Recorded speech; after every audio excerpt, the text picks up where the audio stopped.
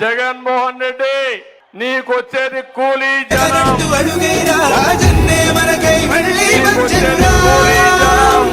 విను వీధులన్నీ వినిపించేలా జయ జగనంటూ అడుగైరా రాజన్నే మనకై మళ్ళీ వచ్చనురా.